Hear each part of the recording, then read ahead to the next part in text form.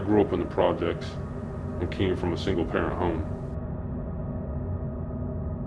My dad wasn't around, and my mom worked several jobs to keep food on the table. I was just another statistic. I always knew when I was a kid that I didn't want to live this way when I grew up. I didn't want my kids to live the type of life that I lived. Being poor, not having a dad around, living in a bad neighborhood. I wanted more for my kids and for myself. Growing up, I had a friend who lived in the apartment next to ours. My friend and I, we would walk to school together. We would hang out all the time. We were like brothers. We had a lot of things in common, but there were some things that made us very different. I always knew that I wanted to better my situation. But my friend, he always seemed like he was okay with how things were. I would ask him about what type of things he wanted to do when he grew up. He would always talk about the things he wanted, but he would never talk about how he planned on getting those things. He would always talk about how he wanted to have nice clothes, he wanted a nice car, but it was never about who he wanted to be or what he wanted to become when he grew up. We were just young kids, but even back then, I had a plan for how I was going to make it. How I was going to get my piece of the American dream. I knew I had to have a plan, and I had to work hard to make it happen. My friend may have lived in the same neighborhood I did, but his family was nothing like mine. My mother worked hard to make a living. His mother was a drug addict who didn't care much about anything other than getting high. My mother always taught me the importance of getting good grades in school, and she taught me the value of hard work and working for what you want. I guess maybe that was one of the reasons why when I talked to my friend about our future, he didn't have the same mindset I did.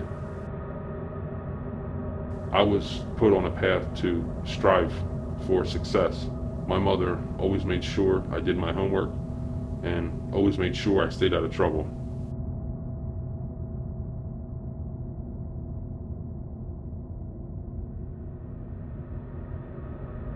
I can remember one time I was with my friend and we went to the corner store. My friend stole some candy and got caught. The store owner called the cops and we both got taken home by the police. The cop told my mother that I wasn't the one that had stolen something, but she was still upset. I wasn't allowed to hang out with my friend for the next few weeks. A few weeks went by and my friend came over and apologized to my mother for stealing something when I was with him. My friend explained to my mother that I had nothing to do with it and that I didn't even know he was planning on stealing something. My mother let me hang out with my friend again, but I was never allowed to go to the corner store with him ever again. When I got a little bit older, my mother had saved up enough money from working all of her jobs to move us out of the projects. My friend and I, we still stayed in touch with each other. He would come over to my house and we would hang out like we did when we lived in the same neighborhood. As we got older, we didn't quite hang out as much. We just started hanging out with different crowds of people. After high school, I ended up going to college, and my friend, he dropped out of high school in 11th grade. When I would come home from school, we would hang out and catch up with each other. Even though we had taken different paths in life, we still had a lot of things in common and still remained friends. After I got out of college, I got a really good job and was eventually able to buy my first house. I was still in contact with my friend from the neighborhood, and he would come over often. He would come over, we'd hang out, we'd watch a football game and talk about good old days and when we were younger. My friend wasn't doing so well financially. I would often help him out with money, making sure he was doing okay. One day he came over to hang out, and something seemed different. It seemed unusual, the way he was acting. He almost seemed nervous and like his mind was in a million different places. I asked him what was going on and if everything was okay. He told me that everything was fine. And then after a few minutes, he asked me if I could give him a ride somewhere. I asked him where he needed to go, and he told me what part of town he needed to go to, but didn't get into details about what he was up to. I tried asking him why he needed to go to that part of town, what he was up to. He just told me that he needed to go talk to somebody about something. I knew this guy for years, and I knew that he wasn't being straight with me. He was up to something and didn't want me to know what was going on. So I take my friend to the place he needs to go.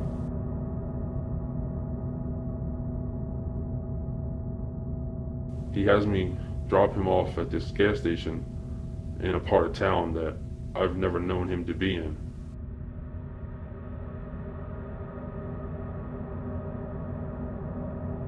I ask him again if he's okay, and he tells me that everything is fine. He gets out of the car and walks off.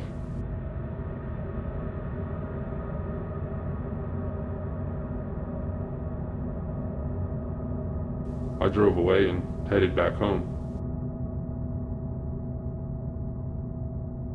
I knew when I dropped him off that I was going to hear from him sooner or later, and I was sure that he would fill me in on what he was doing in that part of town.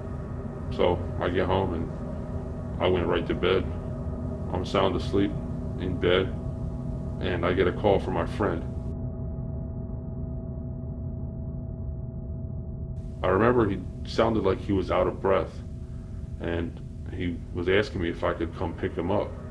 I asked him what was going on because it wasn't normal for him to call me in the middle of the night and ask me for a ride. He told me some girl was supposed to come pick him up, but got mad at him for something, and she told him she wasn't coming to pick him up. He tells me that he's stranded in this part of town and he has no money to get anywhere. So I decided to get out of bed and go pick up my friend. When your friend calls you in the middle of the night and tells you he's stranded and has no money, you go help your friend, because that's what friends do. I pick up my friend. He gets in the car and he starts telling me about some girl he was supposed to meet up with. Then the girl got mad at him and left him. Something about the story he was telling me, it didn't seem to add up. Then my friend asked me if he could stay at my place that night,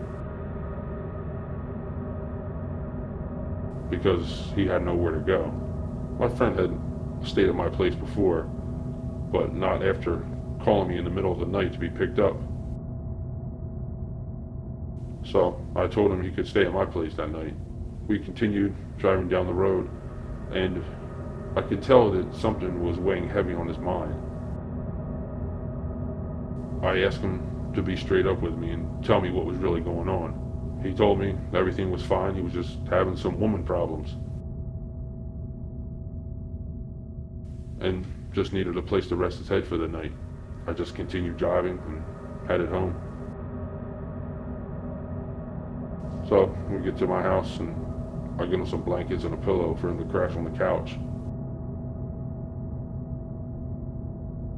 I went to bed and thought that was the end of the night, but that was just the beginning. I'm asleep in my bed and I start to hear some noise coming from the kitchen. I go out to the kitchen and my friend is sitting at the kitchen table trying to take a gun apart. I asked my friend why he had a gun and why was he sitting at the table trying to take it apart. He tells me he got this gun from a friend and he's going to sell it, but he needs to take it apart so he can clean it. Then he tells me that he can sell it and he has a buyer lined up. But the guy won't have the money for the gun until next week. Then he asked me if he could keep the gun in my house. He starts telling me about how he's a convicted felon and how he can't have a gun, but really needs to sell it to make a few bucks. He says he just needs to hide it at my house because he can't keep it on him. He explained to me that it wasn't stolen and that it was given to him as a gift. I told him I didn't like the idea of him hiding a gun in my house. He tells me it will only be for a few days. I knew I shouldn't have said yes, but I was trying to help a friend out. I agreed to let him hide the gun in my garage for a few days. The next morning, he had a taxi come pick him up, and he told me he would be back in a few days to pick up the gun. Now, I remember the night before, when I picked him up, he told me that he was stranded and had no money. Now in the morning, he's calling for a taxi and getting picked up and trying to figure out where this money came from. But I didn't put too much thought into it. I just figured maybe he only had a few bucks and was trying to keep it. The next day, that's when it all starts to come apart.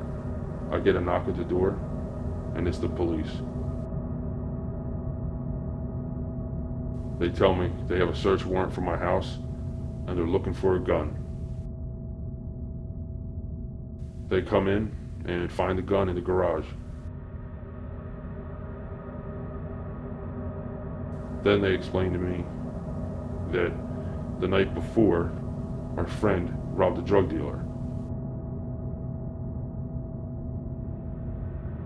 He went to this drug dealer's house, he kicked in the door and shot this guy.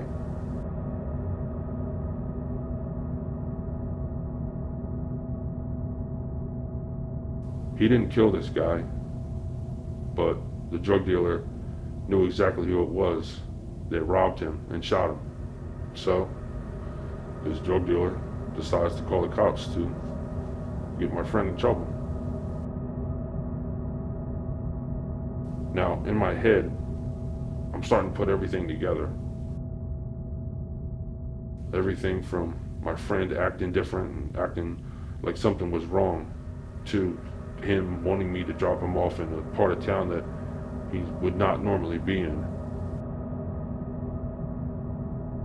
And then him calling me to come pick him up in the middle of the night. But then comes the best part. Days later, the cops arrest my friend. And my so-called friend tries to put this on me. He tells the cops that I set up the robbery and that I knew exactly what was going on. He goes on to tell the cops that I dropped him off at this gas station and that I knew he was going to rob this drug dealer. Now, I'm no snitch, but I'm not going to prison for somebody else's crime. I told the cops everything I knew about that night. My friend is now in prison, and I haven't talked to him since that morning he left my house in that taxi. It just goes to show, there's some people who you think are your friends, people that you go out of your way for to help. These people will turn on you like a rattlesnake. And this is just another street story that will never die.